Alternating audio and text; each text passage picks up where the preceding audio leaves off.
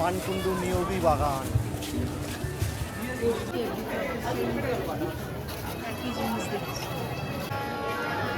মানকুণ্ডু নিয়োগী বাগানের প্যান্ডেল কাঁচ দিয়ে করেছে।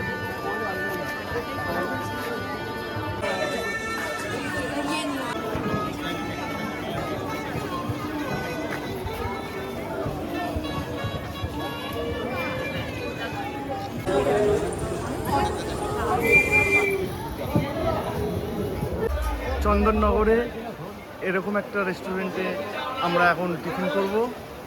দেখুন উপরেও জায়গা আছে আর নিচেও জায়গা আছে, আমরা উপরেই যাব।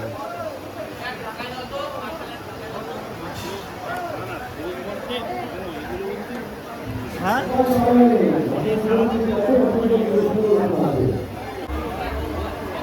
বলো কি খাবে?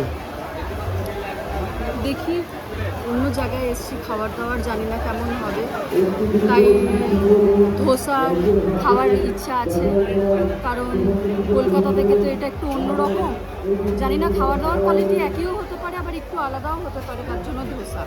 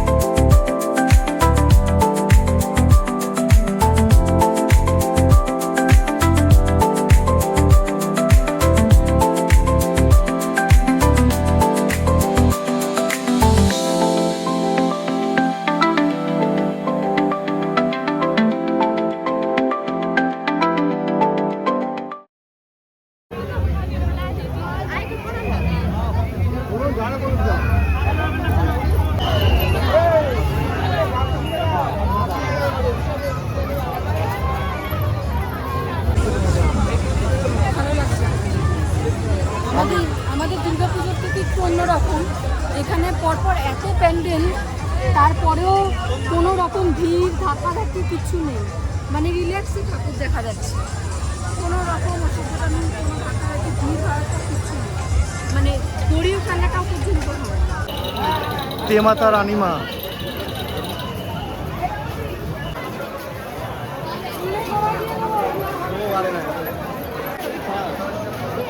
তেমাতা রানীমা প্রবেশ করছি মণ্ডপে।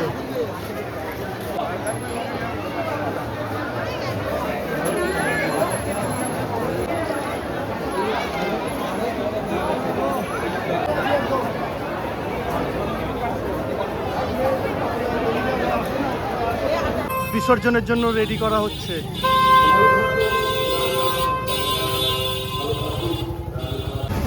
নিরঞ্জনের জন্য প্রস্তুত নেওয়া হচ্ছে তেমাতা রানীমার।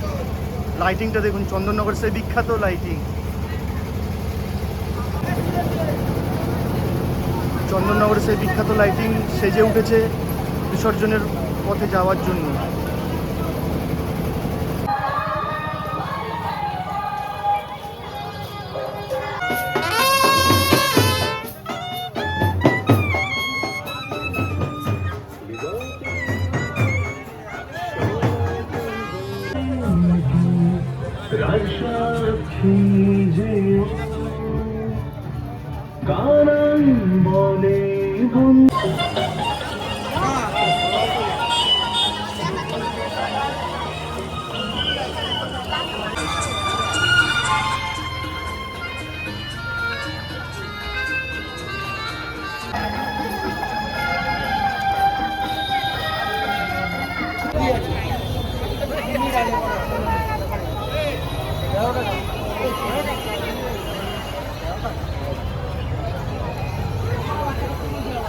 বাড়ি ফেরার পালা, লঞ্চ ঘাটে আছি।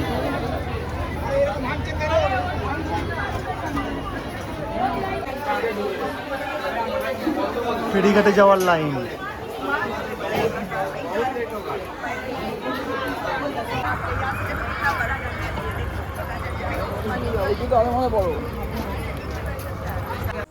ভিডিও এখানেই শেষ করলাম, আর কিছুক্ষণ পর বাড়ি ঢুকবো।